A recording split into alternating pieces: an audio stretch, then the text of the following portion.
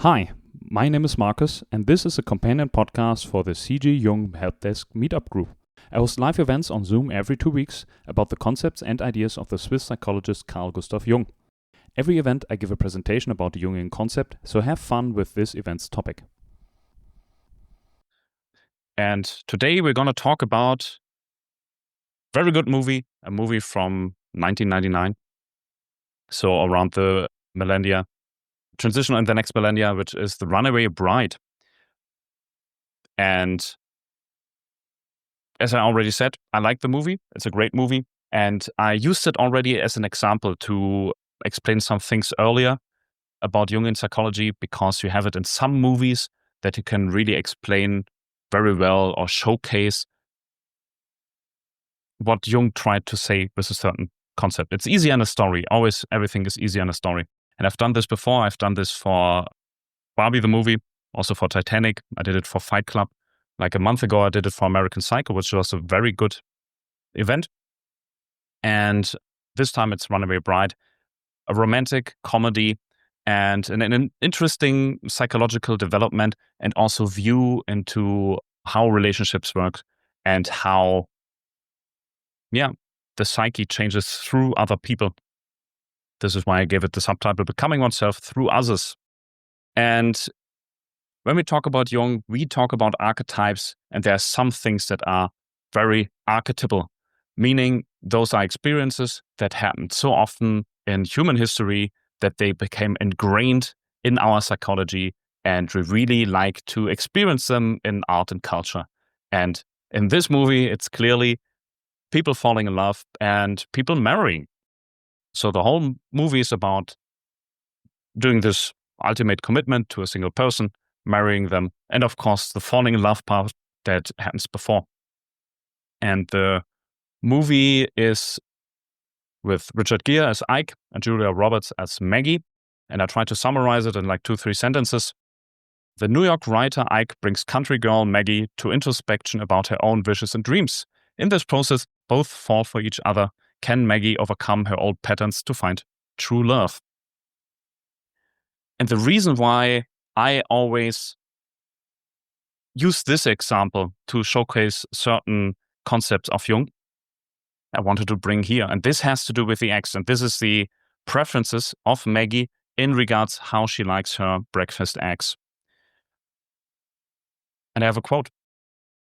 Eros, without the logos inside, never understands. There is nothing but blind relatedness. Such people can be related to God knows what. Like certain women who are dissolved completely in little happy families, cousins, relations. And there's nothing in the whole damn thing. It is all perfectly empty. And this is also the quote of the event. And it describes this phenomena that Maggie experiences, but Ike becomes aware of, which is she has her preference for the birthday eggs based on her partner. Like Ike goes around and asks people a lot of things, but one weird question in the end is like, okay, how did she like her birthday eggs? And they always say like, oh, she liked it just like me. They were like scrambled, branched, whatever. And this really makes Ike curious about, okay, that is weird. Like, how can this preference change based on the partner? And the movie is very close to the end where Maggie realizes what kind of eggs she likes. This is why she tries all the different eggs, does it at once, and then goes to him and say like, I like eggs Benedict the best. And this is the sign like, okay, now she has understood like what she really wants. She found her own preferences, her own psychology. And this is then almost close to the movie and concluding everything until almost the wedding. And to describe the patterns she is going through psychological-wise through the movie and the patterns she is resolving, I have another quote which is a little bit more famous about Jung, from Jung. It is, until you make the unconscious conscious, it will direct your life and you will call it fate. So what Maggie is doing is repeating a certain pattern that she is not aware of. And it takes Ike as an external person to make her aware of her own patterns and behavior so that she becomes questioning that and then change the behavior and breaking out of that. And she is unaware, she's oblivious, she's unconscious about what is happening in her life and what is happening inside of her. And this is what Jung means with this. And this is what he has done a lot with his patients that came to him, always with problems in their life and living their life, that they have certain patterns that they follow and they're not aware of. And his job was to make them aware of that so that they could transcend that and become more themselves. Every movie has an arc describing that characters are changing through the events of the movie, and they're changing their patterns of behavior, and they're changing their psychology. This is described as an arc, and because we have a romance story here, a lot of romance stories are about both people changing at the same time. So both people influence each other positively, and like in Hollywood speak, that would be a two-hander. So we have an arc for Maggie and we have an arc for Ike. And Maggie starts out as being completely entangled in their partner's psychology with the problem that she cannot commit. Like, she can be part of the life, she can get engaged, they can live together, do everything together, up to the point where it's really commitment for life, being married, and this is the point where she runs away. And this is what she becomes famous for in the movie and even outside of her small town until New York, that she is showing this behavior again and again and again. And through the events of the movie, she starts confronting the fact that she has a negative influence, that she causes hurt feelings in those people around her. And she did not notice that before. And she finds out what she really wants and what her preferences are and trying to lead her own life. And this is then really the point where she's able to become a whole human being and able then to commit and go into this relationship. So it is for her really in the beginning, she has all these very different men, like one is a sportsman, one is a musician, one is studying locust. And she's completely happy with them until the point where it's really then the commitment and Dishan runs away. But even then, she's not really fully committed. Like, the artist, the musician, was really surprised that she did not have the tattoo on her back. Like, that is what, like a printed on tattoo that she then removed.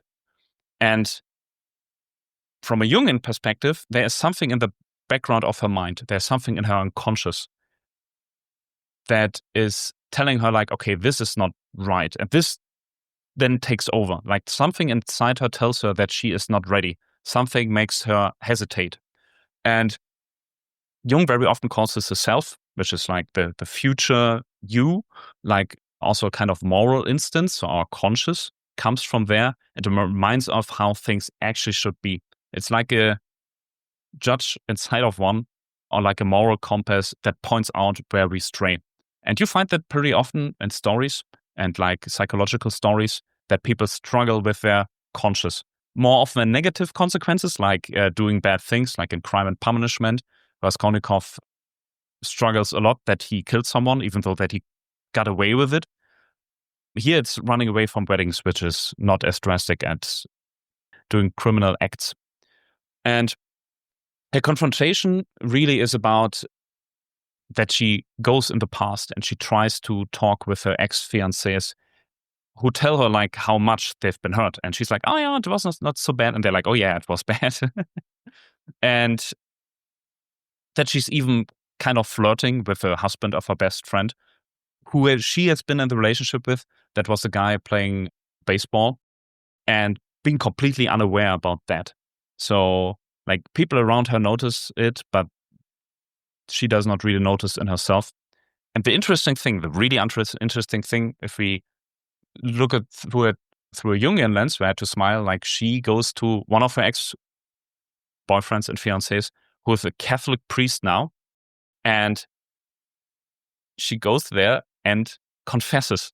And why I have to smile when I say that? Because Jung talked a lot about the fact that, like, in the past there were certain psychological institutions and like traditions that help people dealing with their psychological troubles. And he said one of very big instance and institution was the confession in the Catholic Church. Like, You have a secret, you have something inside you that burdens you, and you unburden yourself with telling someone else about it. So she already does this like automatically. And Jung would say, okay, this we don't have anymore. This is why we now have psychology and therapists, so that people can have this talking cure and unburden themselves from pressing things that press down on them. But she feels the weight suddenly. In contrast to that, we have Ike, played by Richard Gere. And Ike starts out as a New York writer who has a column and does not really write personal stuff. It's all very impersonal, and it's all, let's say, negatively geared towards women. And this shows in his life, as he has a failed marriage and even works with his ex-wife together. And there's something else that made me smile. When he wrote the column about Maggie, he talked about the female archetype. So he talked about the mother, the virgin, the whore, the crone, all still being alive, and describing Maggie in that way, that she's a kind of man-eater like Carly is, or all these other negative anima representations that basically chew up men and spit them out, and leave not a lot of that there. And it seems like it really triggered him, and that kicked off the story by him being fired for his views, because they were a little bit too extreme in the public eye, and also he did not check because he was strongly emotionally involved. So he goes to Maggie to expose her and achieves the exact opposite. Like, he falls for Maggie, he stands up for her, and he feels for her a lot, because kind of everybody in the town is picking on her and teasing her and making fun of her.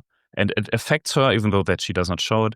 And he tries really to understand and investigate, which is something that her boyfriends and ex-fiancés did not do. Like, they were completely fine with having someone who does just likes the same things, does the same things. And then they were really surprised when that person did not want to marry them. But so like, Ike really cares for her. And this is how he loses his cynicism in the end. He finds love, he reconciles, and in the end, they can both become married because they feel for each other and care for each other's feeling. And he is also the only guy who runs after her when she ran away. Like all the other guys, they did not run after her. So this brings us to Maggie and Ike and their relationship. And Jung talked a lot about relationships. This is what I have with the quotes here. You can only learn who you are through your efforts on other people. By this means, you create your personality. Also, only different things can enter into relationship.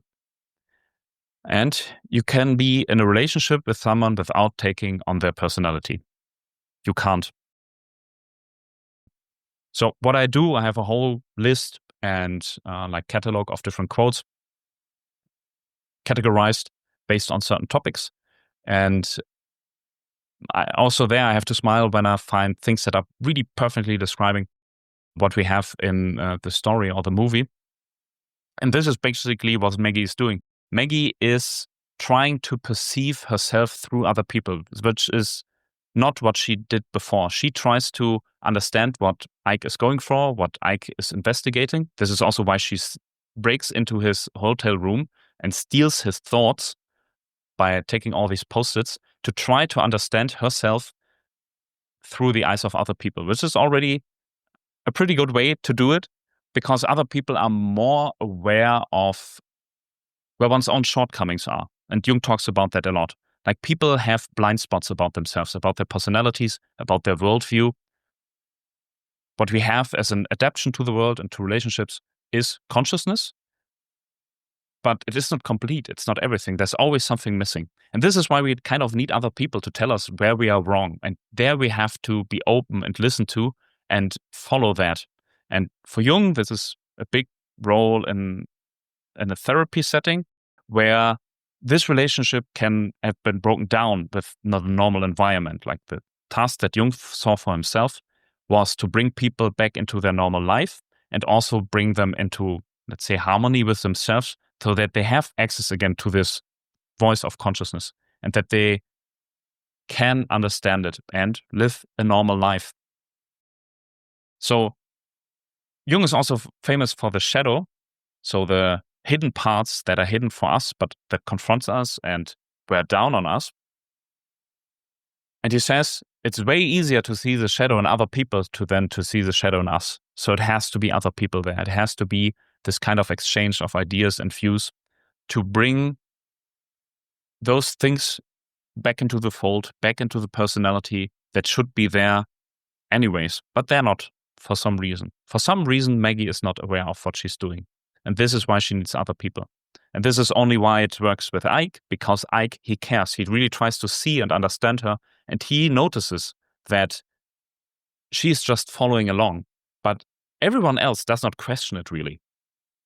That she, like all her wedding rings look different, all her weddings look different, all her wedding dresses look different, all her hobbies suddenly are different, and no one really questions it.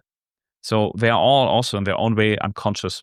And their Ike comes to basically not only change Maggie, but also by standing up for her, changing the views of the town and also have family about her. The second quote is, of course, also on point. Only different things can enter a relationship. It is that Maggie follows along and Maggie starts to change. And then they very quickly want to marry Ike and Maggie. And of course, it does not work because it's the same pattern again. Like she has not really changed. She became aware of her own problems, but she immediately fell into a pattern, which is like falling in love with the next guy. Like this is how it's described. Like she is at the wedding, but she already has a backup that she can run away with. And that backup in the last planned meeting with Bob is Ike. And this is why this marriage or wedding falls apart, because it's just the same pattern again. It does not matter like how much Ike wants it. Maggie has not changed it yet. Has not changed herself. So it's only after she ran away that she starts her self-discovery journey, that she starts to investigate what she wants. And what she wants is this creative personal act of the lamps that she's building herself, and she starts selling them. And this is something removed from her job where she works in a hardware store where she actually did not want to work, but it was the store of her father, so she was there to support. Again, like being entangled, coming back to the first quote of the event, being entangled in the psychology of other people, may it be in the romantic partner, but also be it in the parents. So not knowing what oneself wants because one is only concerned about the personality of those surrounding one, and thus being unconscious.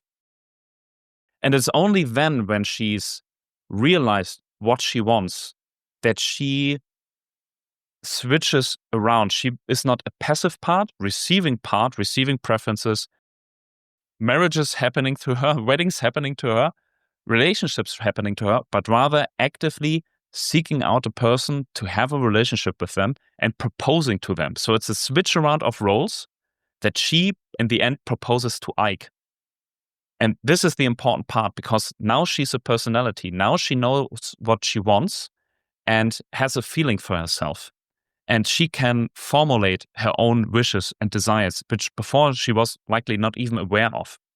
So she proposes and says like, yeah, I want a private marriage. Like, I don't want anybody to be there except for like you and the pastor. And this is what happens in the end. And this is then when it works out. This is when the pattern is broken. When she transformed, she can do this step and go into a marriage. Yeah, and you can't be really in a relationship with someone that aren't taking on their personality. So everyone who's been in a very long-term relationship, it starts like the two psychologies start intertwining more and more. Like you build like a model of the other person inside your head and take over mannerisms, ideas, thoughts. Yeah, it becomes part of one's psychology. And Jung talks about that, and this quote, sadly, I could not find, but he said, this is also why there's relationship trouble. Like when people realize that they become too much alike, when they become too involved with each other and they're too close, let's say. They're not different enough because only different things can enter a relationship. Meaning that when you have enough in a love story, very often this meet brute or like this conflict and adversary between the two future lovers, this has to do with the fact like they're feeling that something is entering their psychology, and they're feeling that there is a relationship forming that might overwhelm them. Like falling in love for Jung is perfect example for a complex taking over the psyche, taking over thoughts, dreams, and so on. So yeah, getting lost in a relationship is not something too unusual, and losing oneself.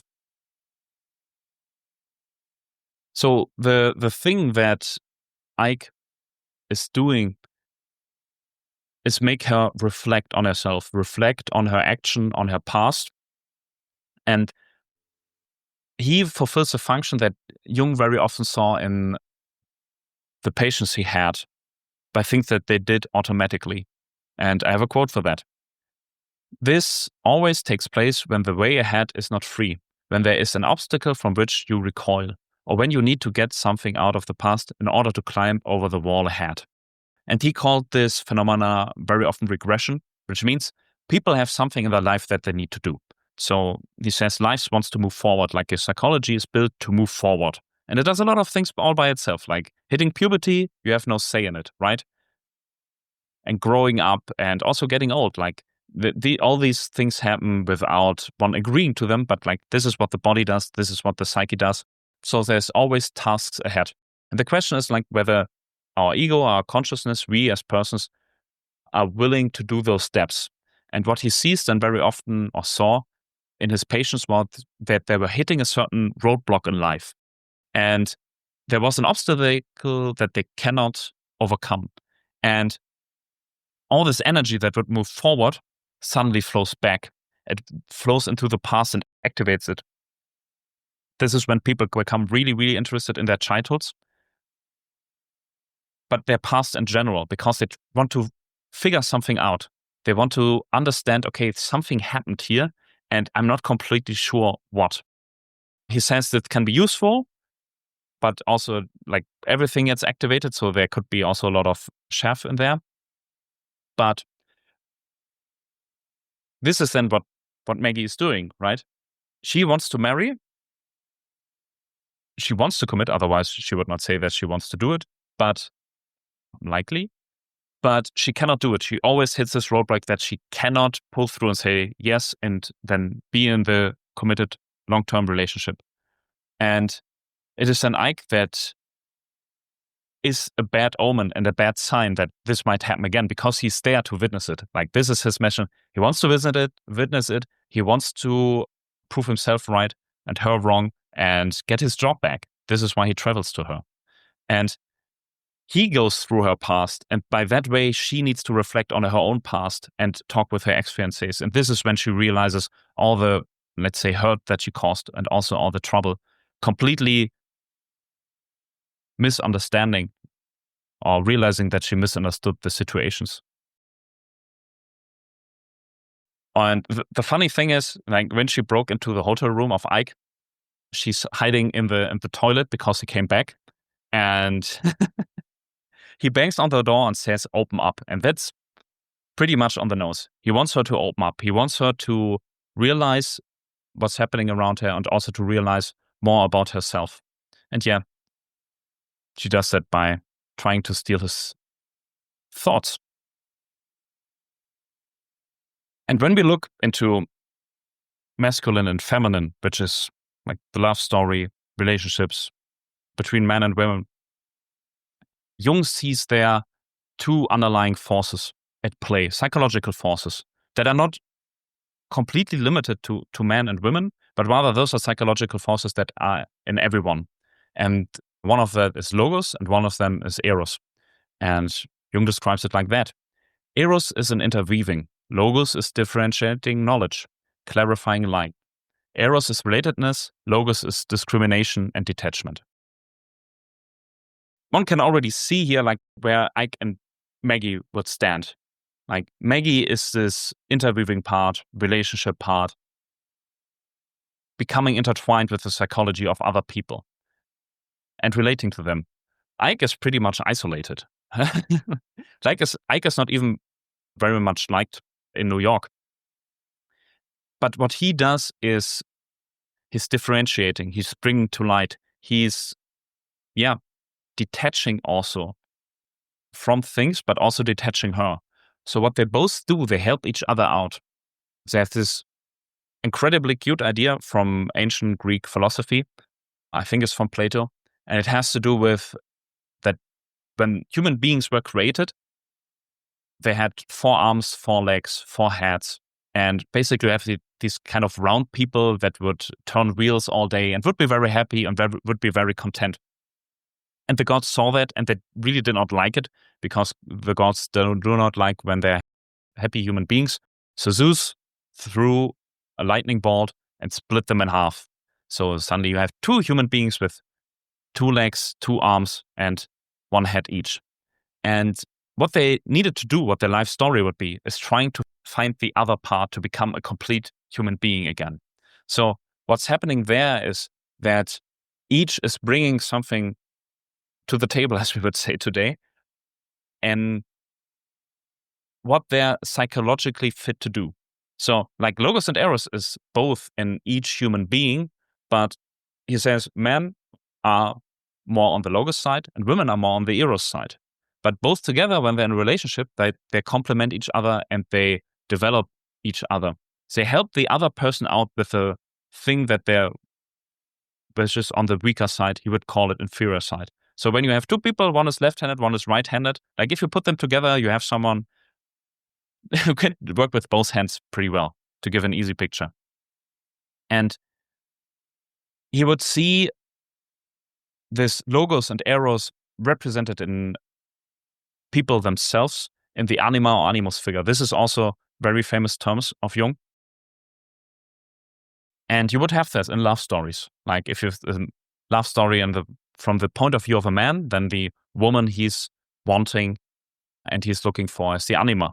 And the other way around, like in a woman's story, it is then the animus that is searched for. And it is to gain insight and get this other part into one's psychology, which is missing. Is it Logos or Eros? And what I see in Maggie is like a detached Logos that is shown in a kind of, Jung calls it animus possession. And I have a quote for that here. I've seen cases of women possessed by the animus, who then told me long-standing stories of relationships that all went sour. And in the end, they stand there empty-ended, completely isolated, and surrounded nothing by countless devils. It's not that bad for Maggie. Not maybe yet.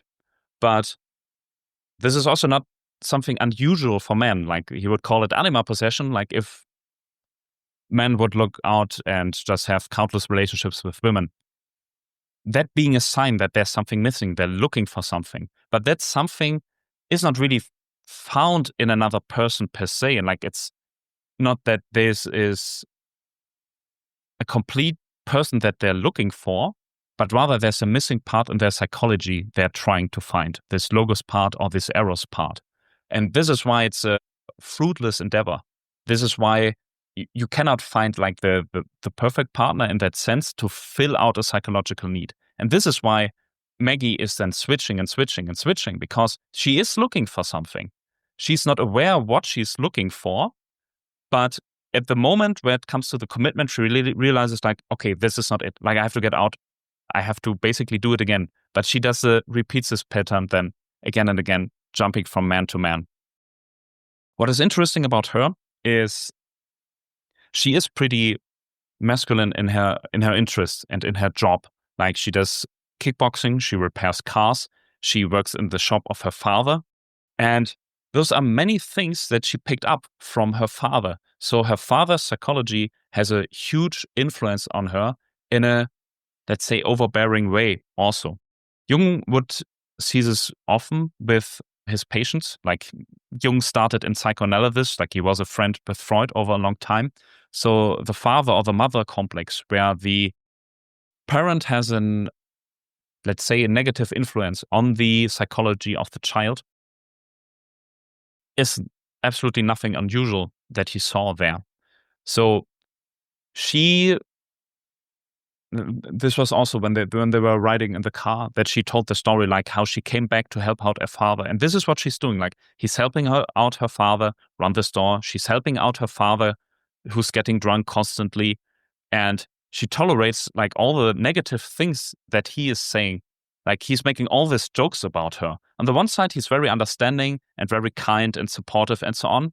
But then, like, he makes a lot of jokes about her in front of other people, and she's bothered by that, but she's not saying anything. And this is also a sign of her developmental progress and development, that she's confronting her father and telling her, I do not like this, please stop. So that's the thing that, for example, Jordan Peterson also talks about, who also worked as a therapist, that he says when a lot of people go into therapy because they're too agreeable, like they follow too much other people, and when they go through therapy, they become more assertive. So they suddenly would confront, for example, their partners about behavior they did not like for the last 10 years, but did not speak out about. So this is then also what Maggie is doing and showing her psychological progress to becoming more an individual person.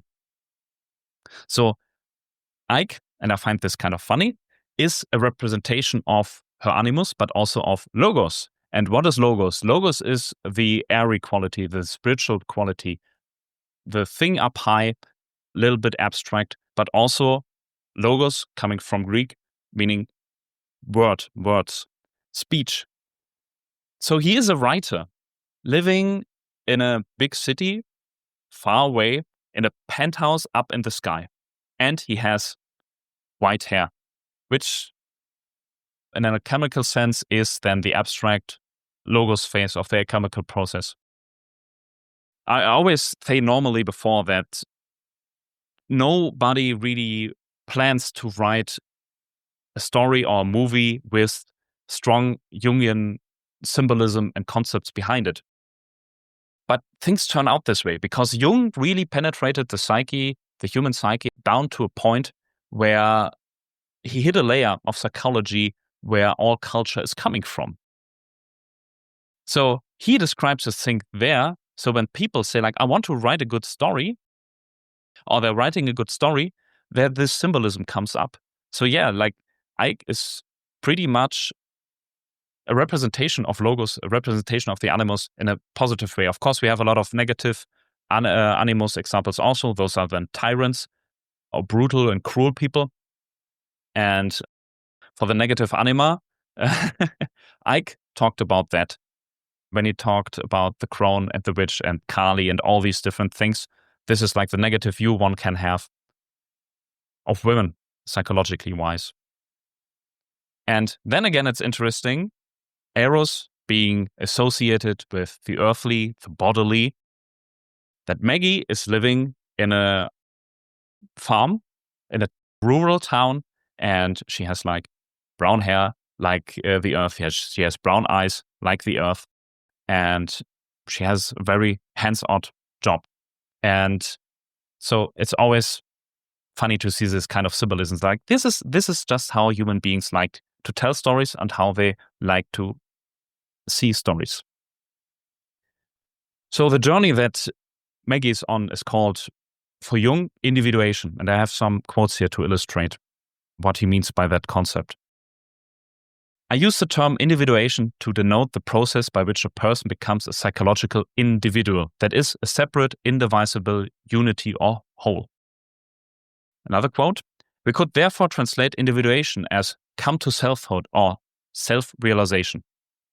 And the third quote, the process of individuation, the step-by-step development of the self from an unconscious state to a conscious state, which all describes the story that Maggie is going through, but which is like a archetypal story of stories. Like you have that in a lot of movies, stories, theater plays, that people go from one state in the next. They go from a simpler state to a more complex state, right? Luke Skywalker starts out as a farm boy. In the end, he's a hero of the galaxy. You have Neo as a normal hacker guy. Then he becomes like the savior of humanity. Or you have psychological stories. For example, Jaws. It's a very, very psychological story. But in the context of this movie, it is individuation, becoming an individual, meaning separated from others psychologically. That does not mean like physically separated. Maggie does not need to run away from all her relationships. Well, she kind of does from her fiancés to become herself. Like she can be herself and also be in a relationship with someone else. So there's the kind of paradox there, but it's not mutually exclusive. But yeah, this is what Jung means with individual, separated from different things. May it be relationships outside, but also inside, like not being identical with certain emotions, like lust, anger, or envy, resentment, and so on, and let them dictate one's life. Then again, going back to this idea of until you make the unconscious conscious, it will dictate your life and you will call it fate.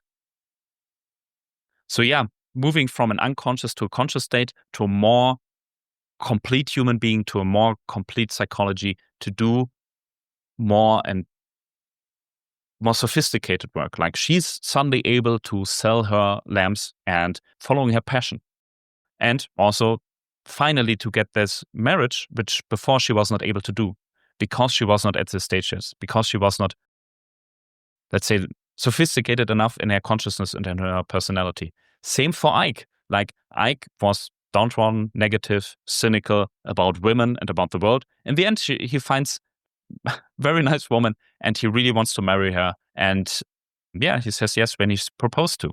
And that's also completely fine for him. And when I talk about Jung, and I'm getting asked sometimes, okay, Marcus, how did you pick the movies? And I say like, oh yeah, there's some movies where I have the strong feeling there are Jungian themes in there. And sometimes I have the feeling I get like paranoid or schizophrenic. And I have to move here into alchemy, which is also a topic that Jung talked about a lot in a psychological sense. And there's a very old problem in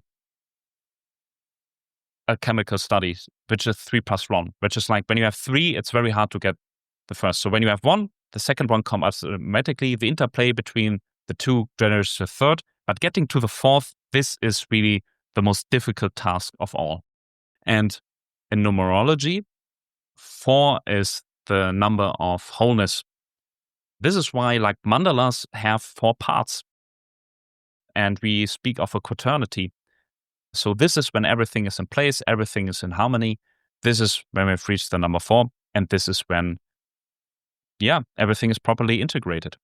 So what the alchemists were trying to do is create gold. For Jung, psychological gold. For some other people, like real gold. And the problem was like they had all the different ingredients. They had sulfur, they had mercury, they had salt. But what they're missing was the last thing, the 4th thing. And that is the lapis, the philosopher's stone. And this would then fulfill the alchemical process and fulfill this, potential that is inside the material world. And there's a lot of examples for that. In, of course, again, culture. So we have the Holy Trinity, the Father, the Son, the Holy Ghost. But like what is missing in there? Sophia is missing, the wisdom of God, according to the Gnostic teachings, or the devil is missing there, like we're also kind of necessary to explain the world. You have the 3 musketeers, which is, how many musketeers are there in the 3 musketeers? It's 4, because the 4th one is D'Artagnan, who seeks out the 3 who are already there. In storytelling, you talk about the 4th wall, meaning like the audience is being addressed directly, so basically looking through the screen. Some movies do that, Deadpool does this, and Ferris Bueller Day Off, and also some series, I think Fleabag. And Jung talks about this in the inferior function, saying, we have 4 functions, and the last one is always the hardest because it's the strangest from them all. It is always that the 4th part is the strangest, weirdest, darkest, ugliest, unfitting thing. So this is what always pushed away. This is why in the Holy Trinity, like it's all masculine, but the feminine is missing there because it does not fit completely. And this is why Jung said, okay, there's still room for development in Christianity and Christian thought because the feminine is just lacking, the bodily, the earthly. And why I'm saying this in the context of this movie? Because Maggie had 3 failed marriage and wedding attempts. And the movie is basically about the 4th, which is first with Bob, but she falls in love with Ike.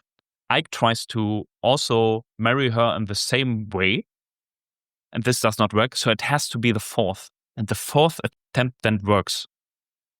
And the fourth one is completely different. She proposes to the man. She is changed psychologically. She marries without other people there, which is different from all the other things. And this is what completes her. Like, this is then the relationship and the things she needed to become complete. And I watched the movie and I thought, this is the alchemical problem. And this is where I have to say, like, okay, maybe I become a little bit of paranoid, starting to see patterns that are maybe not there.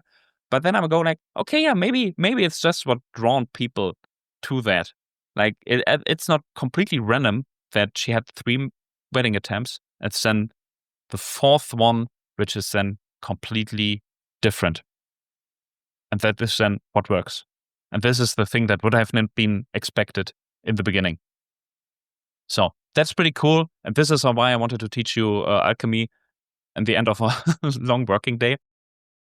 And I want to come back to what I started with initially. We have an archetypal event here. We have relationship, which ends in the wedding, which is the basis for a lot of stories, also fairy tales. Like, most fairy tales end like this, that it ends with a wedding. And I have a quote from Jung for that. The chief reason is that, as an analyst, I'm usually confronted with the most amazing fact, that when man and woman meet, some trouble results. It is generally true that the relationship between man and woman is not simple, but I quite understand that such a bold statement is irritating, since we are all perfectly convinced that this should not be so. As you know, we chiefly think the things we like to think and dislike to think, such irritating truths as trouble arising from love or friendship. Naturally, we dislike such statements. Yet, if we look at the world objectively, we must ask ourselves why such an important religion as Christianity invented particular rights or particular ideas around marriage, and not only Christianity. It's true.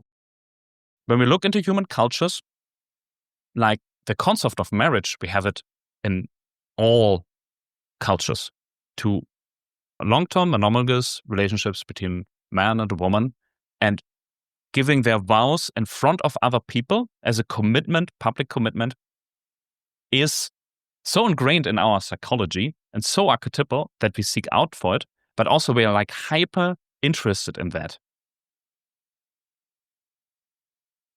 In the movie, the fact that she cannot commit becomes a public topic in her town, but even outside of town. Like in New York, very far away, in a newspaper where everybody can read it. And everyone reads about the woman who cannot commit and why that is. Because, let's say, that's not the way how it's supposed to be. It is not fulfilling this expectation of this archetypal arrangement. And this is why people in the movie and story are following it so closely and then celebrating when it finally works. But at the same time, we as the audience also watch this movie to see this happen. Like the love stories, we see them to get them together. In modern movies, not so much that they get married in the end, but like as an archetypal story, yes. And what is Jung describing here is a true thing. Like when men and women meet, there is something happening and trouble ensuing. And yeah, it's then very difficult, let's say, to formalize. And this interest we see everywhere in our daily life. Just recently, I think last week, Jeff Bezos married. And it was so important that the whole world had to report about the richest man in the world marrying nonstop. And all the things have done. And people are glued to the screens. And like when there's royal weddings, like there are millions and millions and millions of people watching. Because this is what is archetypally, psychologically in us to like see, experience, and what we are drawn to. And this is why you can make a great movie about a woman who does not commit. Like, who cares? Let's say in an abstract sense. But yeah, we care. And out comes a pretty good movie. So, and this is also why everybody immediately when they see Ike and her together, like they see, oh, there's something brewing. There's something happening here. Again, like other people can be smarter than oneself. And this is then the story of the movie. And I want to talk a little bit about the movie itself as a movie, because I watched it again, and I watched it a long time ago, and watching it a little bit older, I had to say, my God, everyone is incredibly emotionally mature. Like everybody's incredibly stable. Like nobody's screaming at each other. Nobody is trying to guilt trip another person.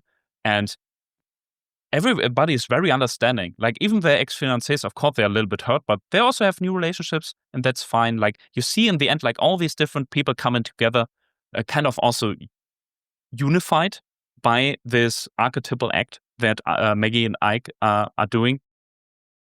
And yeah, there's apologizing, there's acceptance of apology. And I watched it and said, like, there's not so much drama in here, actually. Like, normally in a movie or a story, you try to have as much drama as possible. And this is actually what then a lot of, say, modern stories are about, like people just treating each other poorly. And I have to say, on a personal note, that makes it for me very difficult to see a lot of like modern entertainment, because it's like you watch people being awful to each other for 2 hours. And I watched the movie, it's like, oh, that's so nice. Like everybody is so mature and treating each other pretty well and is dealing pretty well with all the troubles that are there, which are not actually that big. And I was surprised when I looked, and the movie got pretty bad reviews.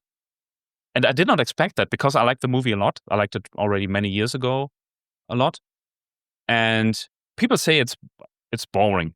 Like this is, read the reviews, and a lot of people are saying, oh, this is boring, nothing is happening, and all these different things.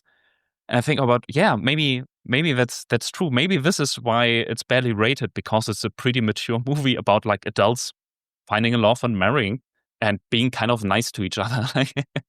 There's not so much drama in there, and awful heartbreak and all these other things. Yeah. And one point I found very poignant and interesting, when they fall for each other, Ike and Maggie, and they're outside of this church, and Bob, like her fiancé, just ran away. They kiss intensively, but they pull apart, and he says, okay, we really need to talk. I think like, oh, that's a very mature thing to do. I like to say, it's not only the passions, there needs something more. It cannot only be relatedness. It cannot only be Eros, but there has to be also logos separating. There has to be bringing to light. There has to be words. So both things are necessary from both sides, intermingling, but they have to be there equally. It cannot only be into a relationship like it is for Maggie. It can not only this impersonal tearing apart as Ike is doing it, but rather it has to be together with another person.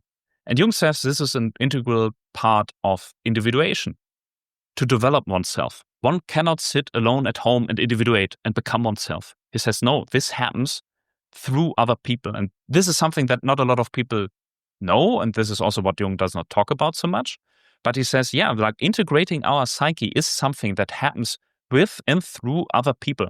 And this is why it's necessary to have relationships and, yeah, long-term stable relationships, to learn more about oneself and to become oneself. And psychologically wise, I think we feel this, and this is why this movie is liked, because it's showing that pretty well in both of their individual journeys. And yeah, that would conclude my presentation part about Runaway Bride and the psychological underpinnings and what Jung would say to Runaway Bride. And I want to thank you for your time and attention, and I hope you learned something. And now I'm really curious about the discussion part and get your thoughts. Thank you. This was this event's topic. Thanks for tuning in. If you're interested in learning more about Jung, please check out the description.